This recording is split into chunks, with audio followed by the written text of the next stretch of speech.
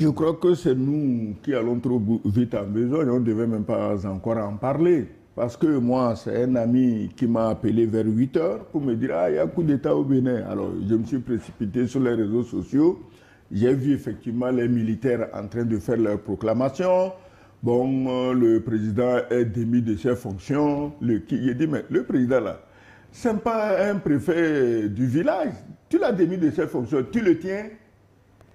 Tu ne dis pas que je tiens le président. Tu ne dis pas que je tiens le président de l'Assemblée nationale. Tu ne dis pas que je tiens le ministre de l'Intérieur. Tu ne dis pas que je tiens le chef d'état-major général de l'armée. Et tu dis tu as démis le président et tu fais coup d'État. » Alors j'ai ri, je dis non, ça c'est un coup d'État typiquement un ballot. J'attendais juste que le président Talon sorte lui-même au téléphone, appelle les médias pour leur dire écoutez les amis, on vient de me faire coup d'État. Ça n'a pas raté, hein. Son ministre est allé proclamer le coup d'État. Quelques petits rigolos ce matin ont essayé de faire coup d'État. Ça, ce n'est pas un coup d'État.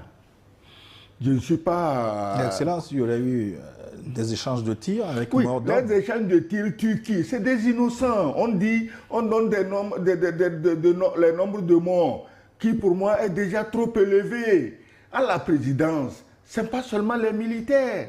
Il y a les cuisiniers. Bon, certains cuisiniers sont militaires. Il y a les cuisiniers, il y a les serveurs, il y a les balayeurs. Et puis, c'était le matin.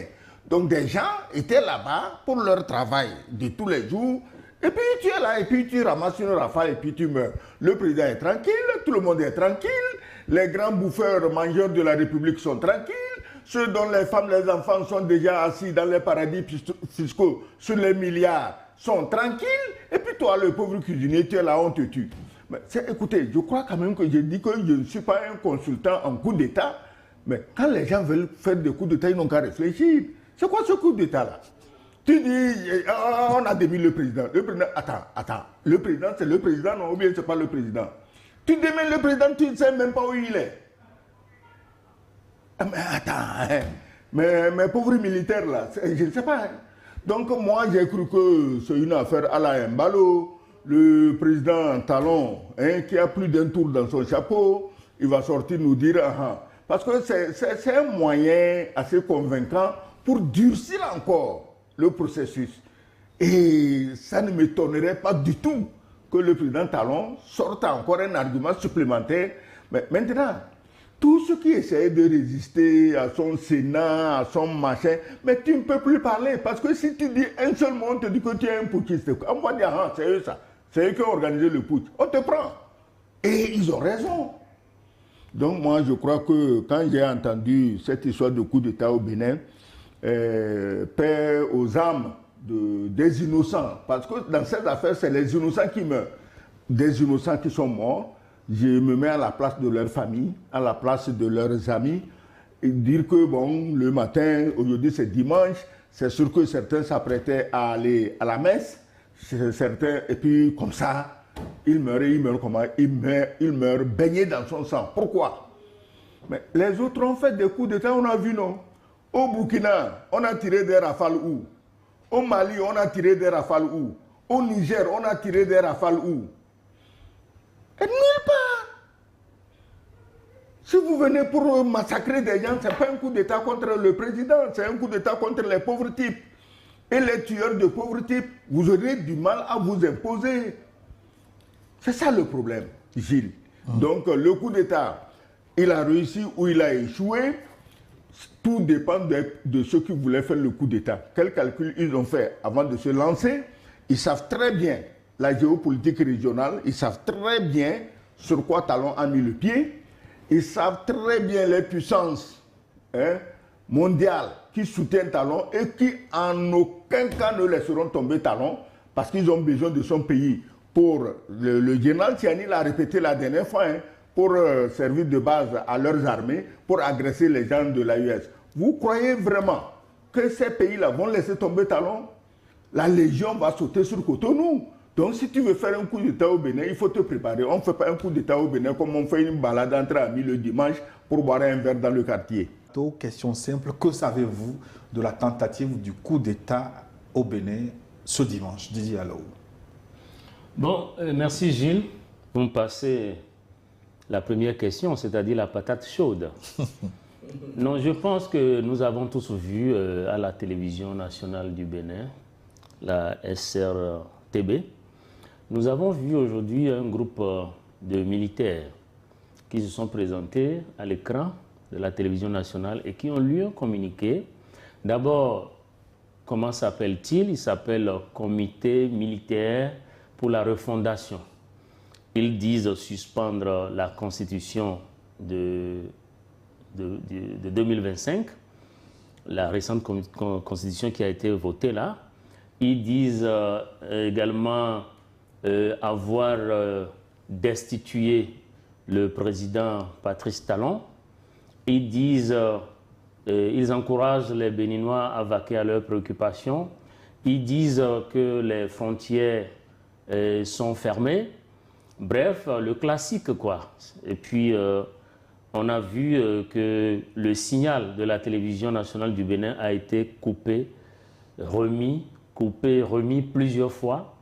Et vers la fin, on a vu un communiqué du ministre de l'Intérieur qui affirme que les forces loyalistes, l'armée régulière a repris le contrôle et que la situation est sous contrôle. Le ministre dit également que le président Talon est en toute sécurité. Ainsi donc, est-ce que cela vient mettre fin à tout ce qu'il y a eu comme information aujourd'hui que nous avons vu sur le Bénin?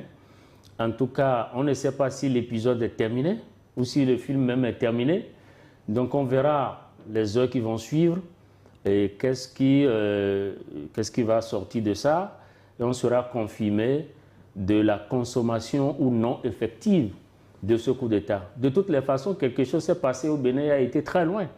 Parce que si vous avez vu quand même des militaires venir sur la télévision nationale pour déclarer qu'ils mettent fin aux institutions, qu'ils arrêtent tout ce que le gouvernement est en train de faire, bon, ça veut dire quand même que c'est parti très loin.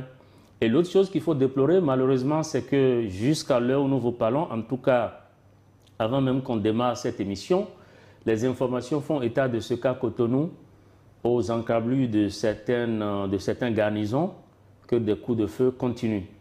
Les informations font état également de ce que, au domicile du président Talon, il y a eu beaucoup de morts. Il y a eu également beaucoup de tirs qui ont occasionné beaucoup de morts. On nous parle, une source non officielle nous parle d'une dizaine. On va être très prudent sur le nombre Voilà, de morts donc, parce que dans cette situation, oui, c'est des chiffres pour l'instant qu'il faut prendre avec pincette. Il faut tout prendre avec pincette. Surtout, il est difficile d'avoir des éléments de preuve. Effectivement, et comme je l'ai dit, on attend de voir dans les heures qui vont suivre quelle sera la vraie version des faits. Mais Paul, à Megapo, il y aura eu des tirs autour du palais présidentiel et de la station société de radio et de télévision béninoise.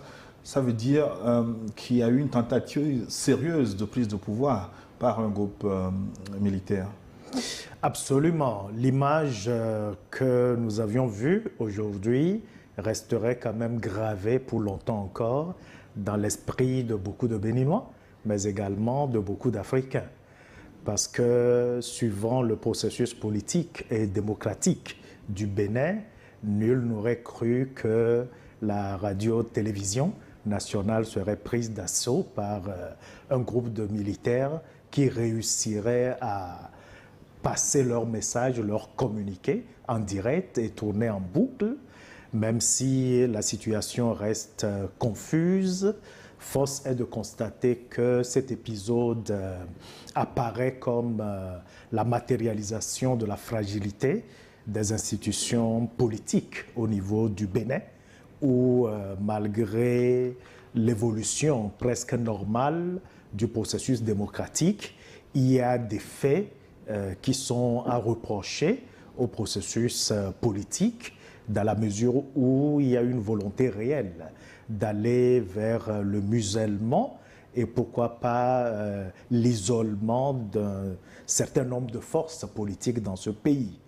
Et dans cette situation, et à quelques mois de l'élection présidentielle prévue pour le mois d'avril prochain, ces bruits de bottes interpellent sur la nécessité de vigilance et surtout le besoin de mitiger les égos qui semblent prendre de plus en plus le dessus dans le régime politique au Bénin, dont beaucoup d'observateurs extérieurs apprécient la vitalité, le progrès économique, les efforts de restructuration et les bases infrastructurelles de développement que le régime actuel pose. Et donc c'est avec surprise que nous avions assisté à l'épisode en cours et nous attendons tous le dénouement pour savoir ce qu'il en est exactement. Excellence Ngoyo Kegewe, est-il trop tôt pour dire que le coup d'État de ce dimanche a échoué au Bénin, ou faut-il attendre encore un peu pour savoir les tenants, les aboutissants et l'issue?